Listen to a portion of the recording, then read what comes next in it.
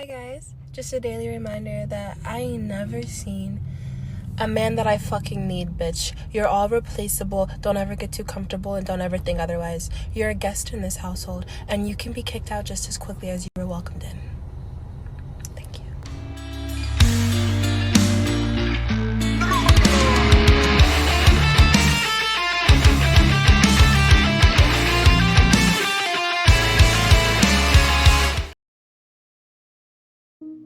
She doesn't need you.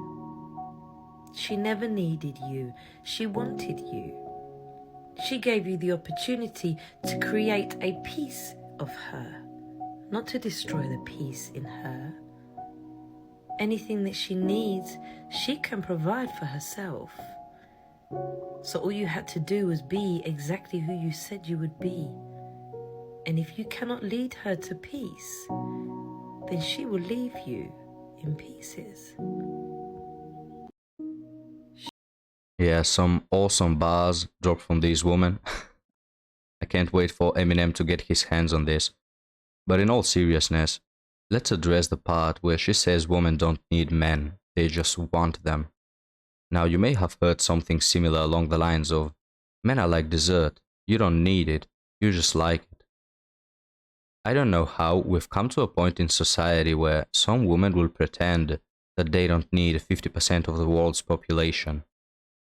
You know, that men apparently are just a supplement in life.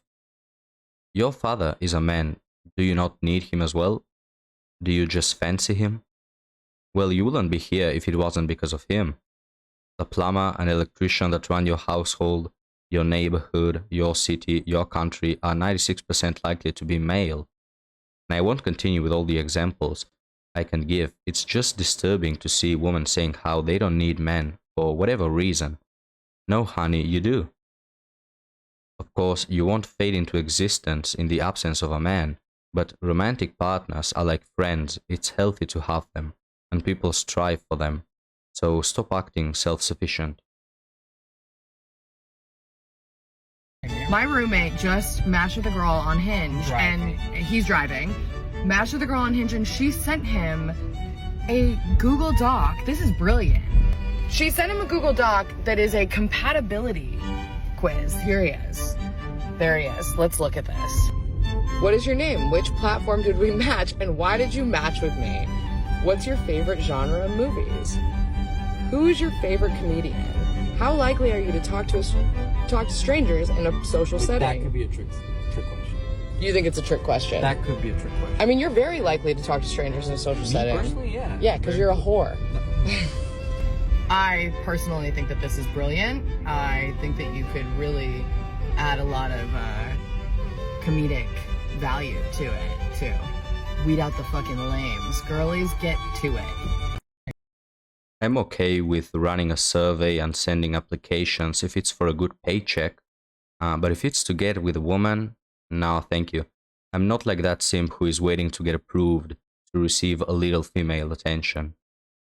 The moment women do these questionnaires to quote-unquote weed out the low-quality men, ironically, they are getting rid of all the men with self-respect and leaving just the simps and badass.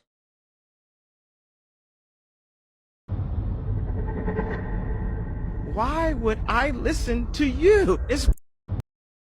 I found this TikTok amazing because this is spot on. Do you think a single mother can lead by example?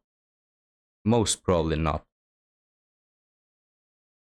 This is, unsurprisingly, a very common narrative that I see regularly. And I understand why certain people would feel that way, since the ways that women are treated differently are majorly hidden. Allow me to shed some light on them for you. But first and foremost, millions of women in this country and almost half of the women in the entire world are about to lose or do not have bodily autonomy. This means they have less rights over their own bodies than dead bodies do. Alright, so dead bodies don't go to war, but if a war starts, men will be forced to go. See, you charming piece of perfection. Men have less bodily autonomy than dead bodies as well.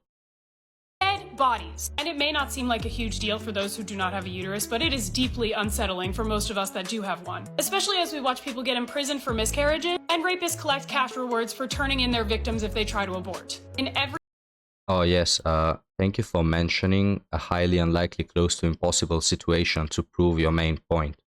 I'm sure this incredibly rare occurrence gives a lot of weight to your overall argument. Every single realm of medicine, bodily autonomy supersedes life. But since this majorly harms women, many are fine with this. And hey, that fetus might be a little boy, right? So that's a huge way that women do not have the same legal rights as men. But it's the harmful things that fly under the radar that affect more women on a day-to-day basis. So let's rattle some off, shall we? Cars are designed around the typical male body, meaning women have a higher fatality rate in crashes than men. Many women have to pay higher car insurance rates than men, even though they make up half the drivers on the road and get in fewer accidents because of the stereotype that women are bad drivers. Women are frequently Alright. Women overall are worse drivers. And let me explain why, since I see every opinion you have is based off of reading an indoctrinational pamphlet.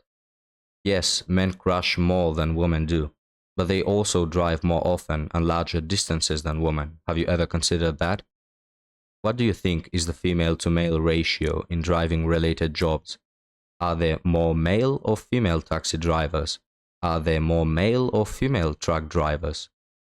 Also, there is a little ability called spatial awareness, which is incredibly important when driving, and it just so happens that it's way more evolved in men. Men have overall better coordination, men have a better focus when performing a single task, meaning when the task is to just drive, men will generally be more focused on the road and on the signs. So even though men crash more often, they have fewer accidents per mile.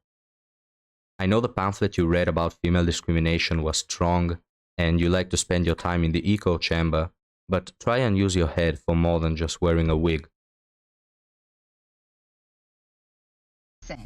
This needs to be said. I think it'll help a lot of you guys out. Remain unfazed, okay? When you start seeing a man, remain unfazed. This is so important. Act like you have been there before.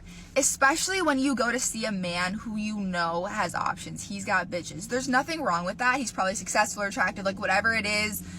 He has other options. He's probably used to being able to pull women very effortlessly through superficial things, okay? Here's the thing. This is what they're not fucking used to. It's a woman walking in there acting like she's already seen it all before, okay? Because when you do start getting in the game, you do become unfazed. I don't give a fuck what house you live in, how many cars you have, how many pairs of shoes you have. Like, I don't give a fuck, all right? How can you impress me from an emotional standpoint, okay? How can you make me feel that's gonna make me want to come see you again, all right? I am your friend until you give me something emotionally that makes me want to think otherwise, all right? Go into it with that mindset. I love you guys. Listen. Horrible dating advice for women, coming from women, not surprised. No good man wants a girl that looks unfazed, that is bored at everything, that feels entitled to your entertainment and best efforts to please her. If a man sees you acting bored up, he's not gonna think, oh, shall I bring her the stars from the sky to amaze her? Shall I spend a lot of money on her, on her trying to get her attention? No, he's most likely going to think, what a drag of a woman. And what a boring date, I want to go home. I love how women are out there in their cars just thinking of ways to please men and catch their attention like it's something hard. You only need to be nice to be around and be semi-attractive.